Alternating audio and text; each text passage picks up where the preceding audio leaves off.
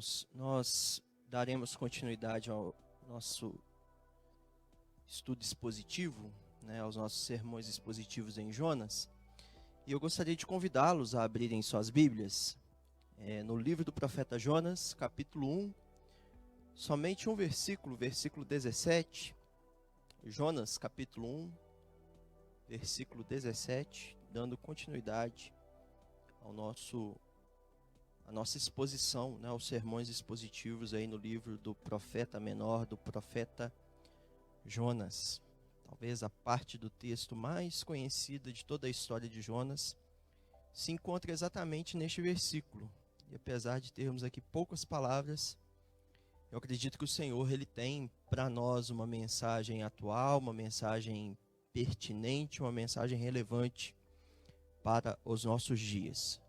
Livro do profeta Jonas, capítulo 1, versículo 17. A palavra do Senhor diz assim: Deparou o Senhor um grande peixe, para que tragasse a Jonas.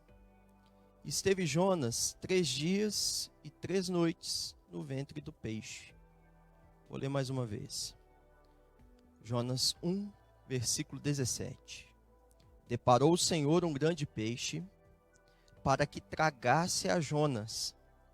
E esteve Jonas 3 dias e 3 noites no ventre do peixe. Em Cuba, durante a Guerra Hispano-Americana, em 1898, Theodore Roosevelt, que até então era coronel do exército norte-americano, e pouco tempo depois seria presidente dos Estados Unidos da América, ele foi aos escritórios da Cruz Vermelha com a intenção de comprar algumas coisas que desejava repartir entre alguns de seus soldados que haviam sido feridos. A encarregada da Cruz Vermelha se recusou a vender esses recursos. Roosevelt então se indignou com a negativa porque ele estava disposto a pagar o que quer que fosse. E ele foi lá e perguntou à senhorita: o que eu devo fazer para conseguir esses curativos, esses elementos?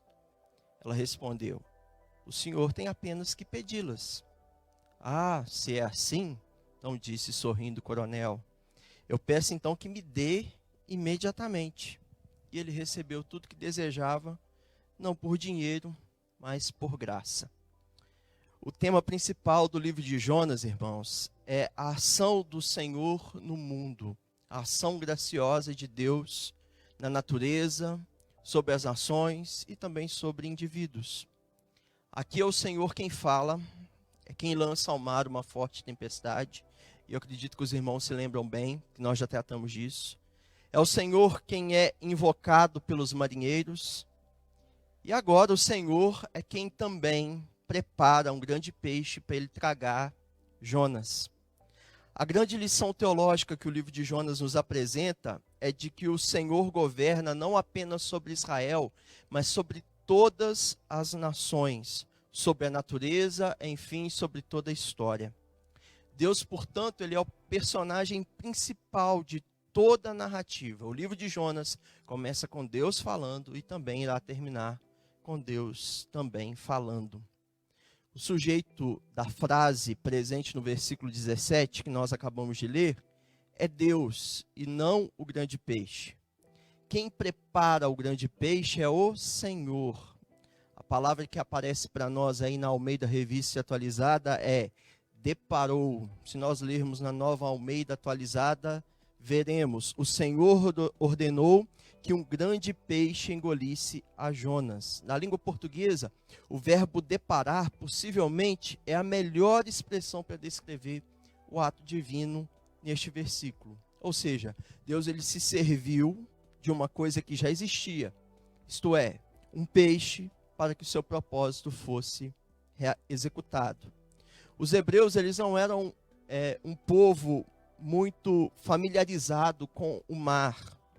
E a gente não pode esperar aqui, nesse texto, as distinções biológicas do nosso tempo.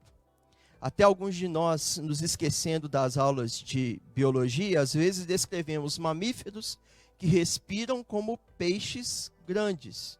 O fato é que a palavra baleia, ela não aparece aqui no texto bíblico. Nem aqui, nem no Novo Testamento, em Mateus 12:40, que foi o texto que nós lemos aqui no princípio da nossa celebração. O fato é que Deus prepara um grande peixe. A expressão que aparece no hebraico, dag gadol, ela pode ser traduzida como um monstro marinho. Ao interpretarmos a Bíblia, a gente deve ter em mente qual foi o objetivo do autor humano em apreço naquele texto. E aqui, o autor, ele não tem a intenção de especificar qual seria a criatura marinha envolvida. A antiga taxonomia do reino animal não seguia o mesmo sistema linneano que temos hoje em dia. Aqui então não há preocupações filogenéticas de qual seria a espécie de animal que aqui aparece.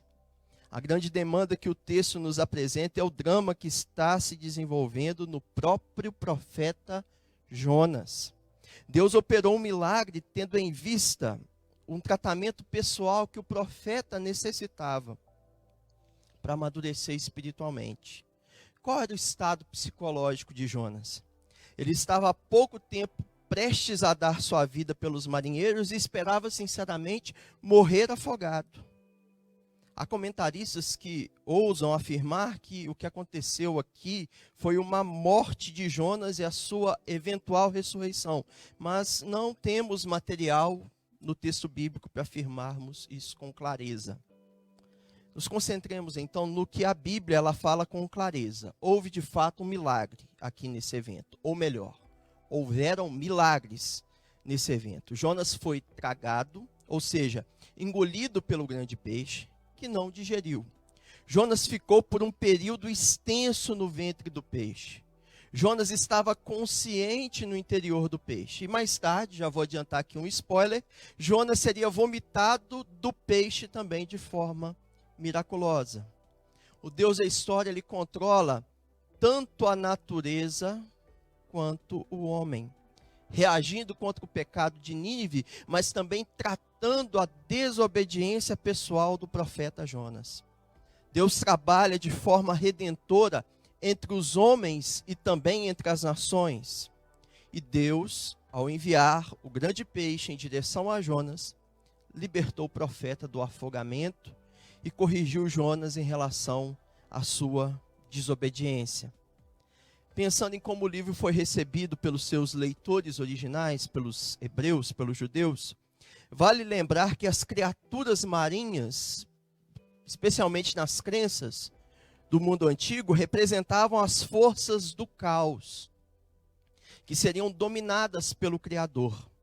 Aqui então o Senhor é descrito como aquele que governa o caos, ou seja, aquele que governa o mar e aquele que governa também os que habitam no mar, as criaturas que estão no mar. O Senhor é descrito como aquele que governa sobre o caos, que subjuga toda desordem. Até mesmo a criatura marinha que pudesse causar intimidação aos homens, aos hebreus especialmente, aos orientais, esta criatura está recebendo as ordens de Deus. Outra consideração que precisa ser feita aqui ao texto é em relação ao termo 3 dias e 3 noites, que é uma expressão idiomática. Não se refere a um período exato de 72 horas, como nós, do pensamento moderno, somos tentados a pensar. Tem um comentarista chamado Douglas Stuart, que afirma: 3 dias e 3 noites é uma expressão especial utilizada no mundo antigo para significar tempo suficiente para se estar definitivamente morto. Então, quando a gente encontra essa expressão, 3 dias e 3 noites no ventre do peixe, nós devemos interpretar dessa forma: é tempo suficiente para se estar definitivamente morto. Isso surgiu de uma antiga noção, é o que o Douglas Stuart afirma, uma antiga noção pagã de que a viagem da alma para o mundo do além tinha duração de 3 dias e 3 noites. A utilização dessa mesma expressão por Jesus, ao descrever a duração de sua morte antes da ressurreição, está lá em Mateus 12:40, que nós lemos agora há pouco, contém um sentido similar. É uma maneira de dizer que ele realmente morreria, que ele não ficaria morto por exatamente 72, e não que ele ficaria literalmente morto por exatamente 72 horas. Desorientado, completamente desorientado nesse confinamento, Jonas possivelmente não tinha condições de medir o tempo com precisão. De qualquer forma, o que houve aqui foi uma clara intervenção de Deus, onde a vida do fugitivo foi preservada, foi protegida pelo Senhor. Este sinal aqui do resgate de Jonas, que aparece em Jonas 1,17, é dado para nós no sentido de trazer-nos instrução em pelo menos 3 sentidos. O que esse evento significou para o próprio Jonas, o que o evento ele significou para o Senhor Jesus Cristo, e o que este evento significa para nós, como igreja do Senhor, como cristãos de nosso tempo. Em primeiro lugar, o sinal de Jonas acontece para o bem do próprio profeta. É dessa forma que a narrativa se desenvolve. Afinal, Jonas é lançado ao mar sem nenhuma esperança. Mas o que parecia ser para Jonas a morte, acaba se transformando em vida, porque surge um grande peixe e o engole. Ele vive 3 dias e 3 noites no ventre da criatura. E em seguida ele é cuspido em terra seca. Nesse sinal, a gente vê a graça de Deus sendo experimentada pelo profeta. Jonas era um desertor. E o grande peixe foi a sua ferramenta de anistia. Há um simbolismo aqui na história. Não quero alegorizar o texto, mas há um simbolismo importante. É Deus trazendo de volta o perdido. Irmãos, apreciemos isso. Às vezes, quando nós estamos fazendo a nossa leitura bíblica devocional, a gente não se dá conta da simplicidade, da beleza do texto bíblico. Especialmente em passagens como essa. Parece que a gente quer ler a Bíblia buscando uma recompensa pessoal. É como se a gente estivesse num buffet e a gente já chega com um pratinho, lendo a Bíblia, esperando receber do Senhor alguma recompensa, alguma lição, algo que eu possa fazer, algo que possa acontecer em minha vida. Mas eu te convido a fazer diferente aqui. Olhe para o texto e perceba a beleza dessas palavras. Deus, ele trazendo de volta o homem perdido, resgatando aquele que não tinha nenhuma esperança, aquele que aguardava tão somente a morte como o seu destino. Às vezes a gente lê a Bíblia pensando apenas no que Deus pode fazer por nós, mas a gente precisa se deleitar na palavra, apreciar o que Deus ele diz, apreciar o que Deus ele está fazendo e perceber a grandeza, a simplicidade e o amor do Senhor nesses feitos. As águas para os israelitas, elas representam um elemento ameaçador e perigoso. Muita água representa inundação, provoca inundação. Muita água sinaliza julgamento e destruição. Águas simbolizam separação, morte. Lembre-se da passagem do Mar Vermelho, que aconteceu na história do Êxodo, ou da travessia do Rio Jordão, que aparece no livro de Josué. Mais tarde, no Novo Testamento, Jesus ele acalma a tormenta no tempestuoso Mar da Galileia. Mas Jonas foi lançado ao mar e ele veio parar na barriga do grande peixe. Esse peixe seria a grande lição de vida para o pregador. Vamos chamar o interior do peixe de sala de aula. Uma sala de aula escura, molhada, com algas marinhas enrolando na cabeça do profeta. Uma sala de aula com odor possivelmente nada agradável.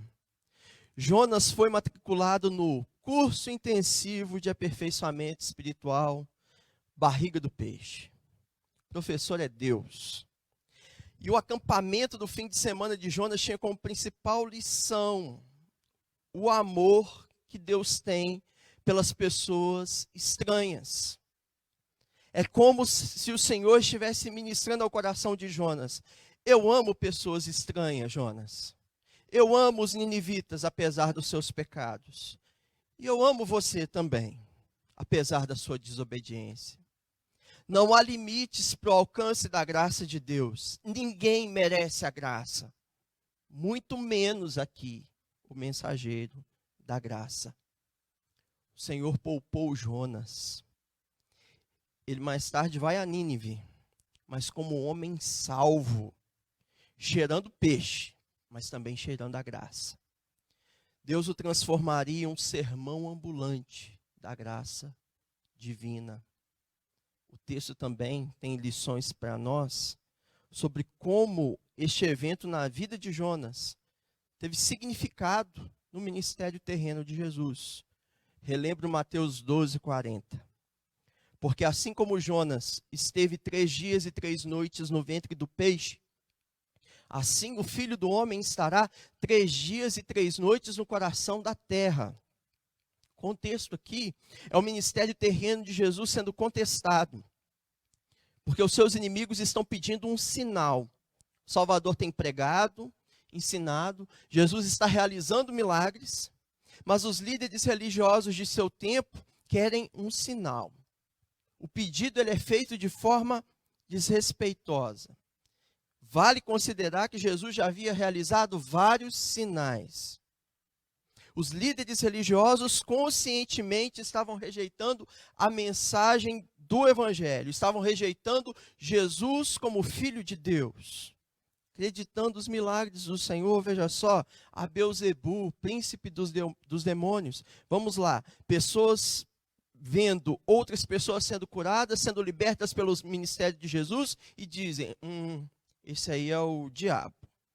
Jesus está fazendo isso com a ajuda do diabo. Os israelitas, eles querem sinais e mais sinais. E um sinal da dureza de coração é buscarmos sinais e não a revelação proposicional de Deus dada na Bíblia. Por isso Jesus responde. Uma geração má e adúltera está pedindo um sinal milagroso. Mas nenhum sinal será dado, exceto o sinal do profeta Jonas. Pois como Jonas ficou por 3 dias e 3 noites na barriga do grande peixe, desse mesmo modo, o Filho do Homem terá 3 dias e 3 noites no coração da terra. Os homens de Nínive permanecerão no julgamento com essa geração e condená-lo-á, porque eles se arrependeram com a pregação de Jonas, e agora está aqui alguém que é maior do que Jonas. Aqui está uma pergunta simples. Qual é o sinal de Jonas que Jesus menciona? Aí a gente fala assim, bem, o sinal de Jonas são os 3 dias e as 3 noites, o enterro no ventre do peixe. Bem, tem algo mais? Aqui está a segunda parte desse sinal, que é essencial para a gente poder compreender adequadamente o texto. O sinal de Jonas também inclui a resposta dos ninivitas a essa modalidade da graça divina. Isso é o que Jesus ensina para a gente em um texto correlato ao de Mateus, no Evangelho de Lucas. 3 dias, 3 noites no ventre do peixe, isso é ótimo, é maravilhoso. Mas nós devemos considerar a reação das pessoas, dos estrangeiros, quando eles ouviram a pregação da palavra, tiveram esse sabor da graça de Deus no momento em que a mensagem chegou aos seus corações. O sinal de Jonas inclui essa resposta, então, dos ninivitas, já que eles vão se levantar e condenar essa geração, ou seja, as pessoas que estavam rejeitando Jesus Cristo, que era maior do que Jonas.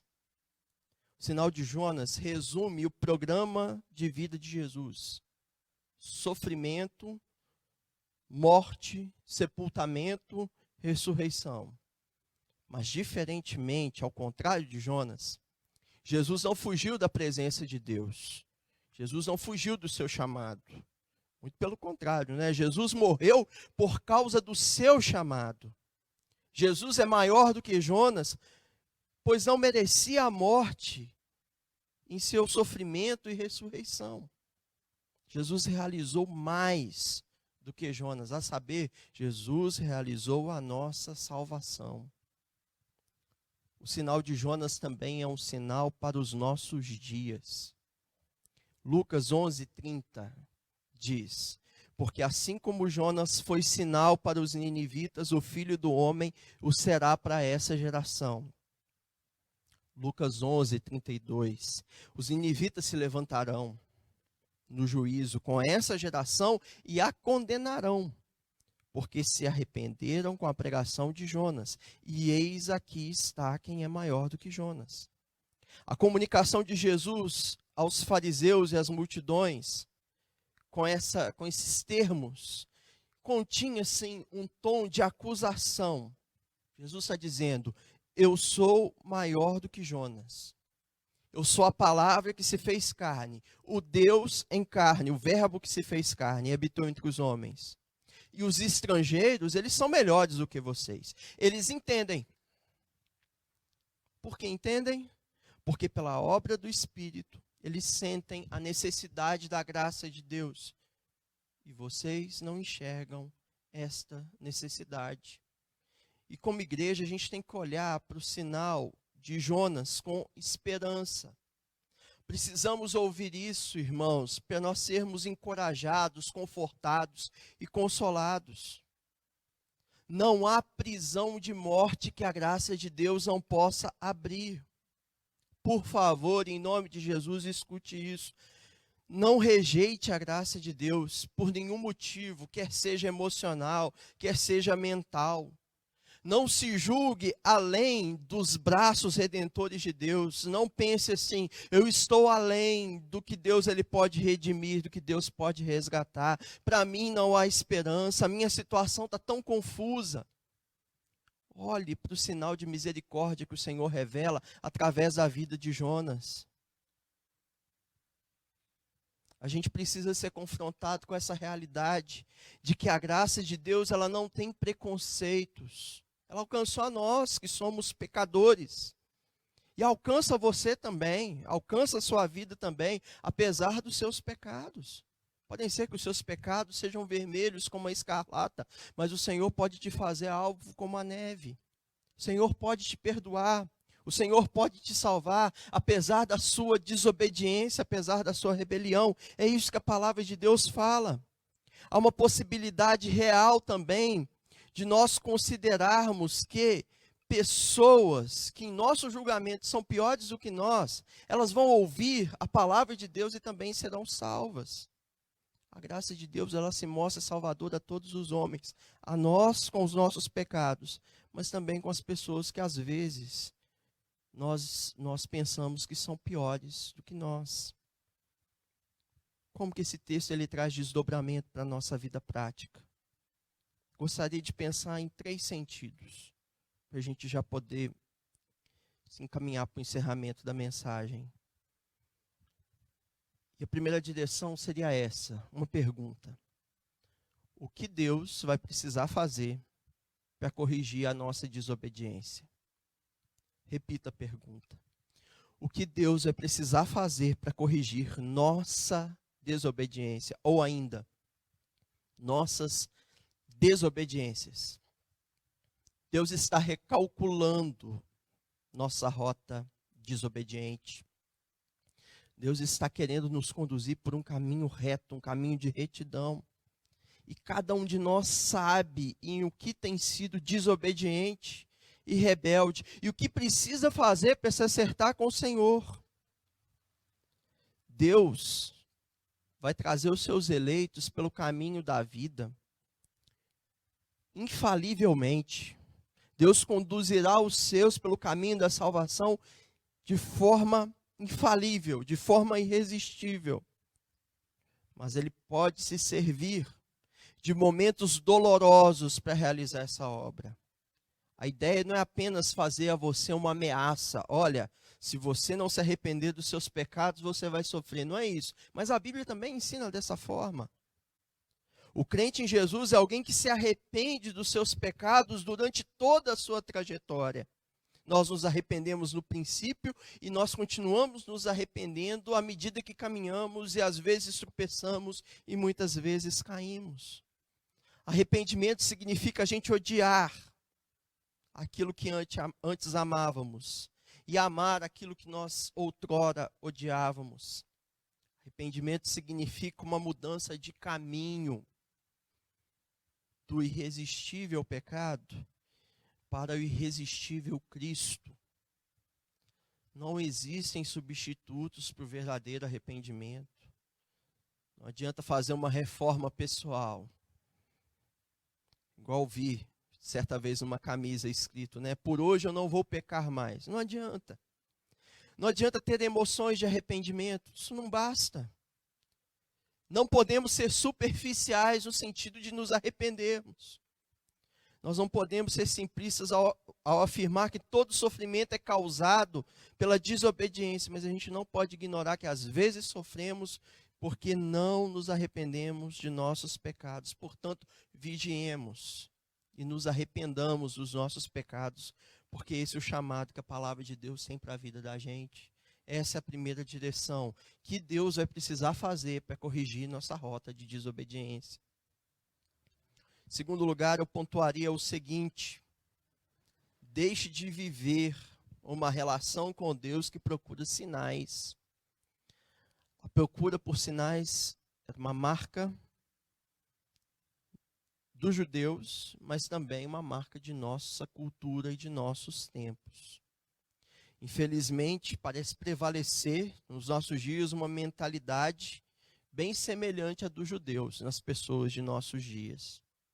Muitos na sociedade em que vivemos têm uma mentalidade de consumidor quando se relaciona, quando se trata das coisas do reino de Deus. É o que eu chamaria de consumismo religioso, característico da nossa época. E parece que tem encontrado lugar, ter achado a porta de nossas igrejas, infelizmente, e tentando com toda a força para ficar de vez. Quando eu falo de consumismo, irmãos, eu estou querendo dizer desse impulso de se satisfazer necessidades reais ou irreais, pelo uso de bens ou de serviços prestados por outra pessoa. No consumismo, as pessoas, as necessidades pessoais, melhor dizendo, são o centro. É a escolha das pessoas, o direito mais respeitado. Tudo gira em torno da pessoa. Tudo existe para satisfazer as suas necessidades.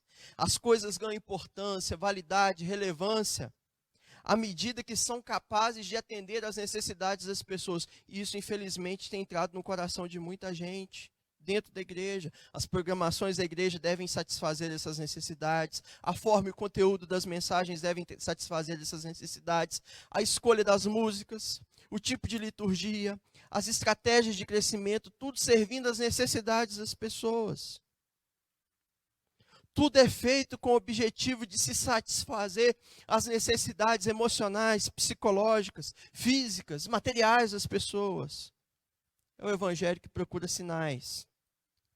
É o evangelho, às vezes, dos evangélicos, mas que não é o evangelho de Jesus. Devemos atentar para isso. Os métodos são justificados à medida que as pessoas se prestam para atender mais frequentadores, tornar as pessoas mais felizes, mais alegres, mais satisfeitas, e assim as pessoas vão estar mais dispostas a frequentar igrejas. Esse tipo de sinal que as pessoas buscam. Eu quero algo para me satisfazer. Quero algo para mim, que me faça bem. É tipo uma terapia, no pior sentido que a palavra pode ter. Mas Jesus diz, o sinal é a minha morte e ressurreição. O sinal é a pregação do evangelho. E por último, não se iluda. Nós não devemos nos iludir com a falsa mensagem de que nós somos melhores por nós mesmos e que a graça de Deus ela é uma propriedade exclusiva de algumas pessoas boazinhas. Não vamos nos enganar, irmãos, com o sentimento de que a gente merece alguma coisa porque a gente está na igreja e, entre aspas, estamos fazendo favor para Deus. E às vezes nós, ainda que pregando a mensagem do Evangelho da graça, nós nos esquecemos da própria graça.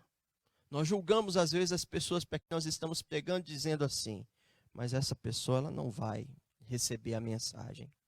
Essa pessoa ela não vai ouvir, essa pessoa não vai se converter. Irmãos, a graça de Deus ela não tem preconceitos. O Senhor salva. O Senhor salvou a mim e salvou a ti, não é porque nós somos melhores. Não é porque temos em nós algum elemento que tornasse Deus favorável a nós, por nós mesmos. O Senhor nos salvou por pura graça. E a mesma graça, a mesma porta da graça que foi aberta a nós, está aberta a homens de todas as nações, homens de todos os povos, porque Deus não faz acepção de pessoas. Então, proclamemos a mensagem da graça.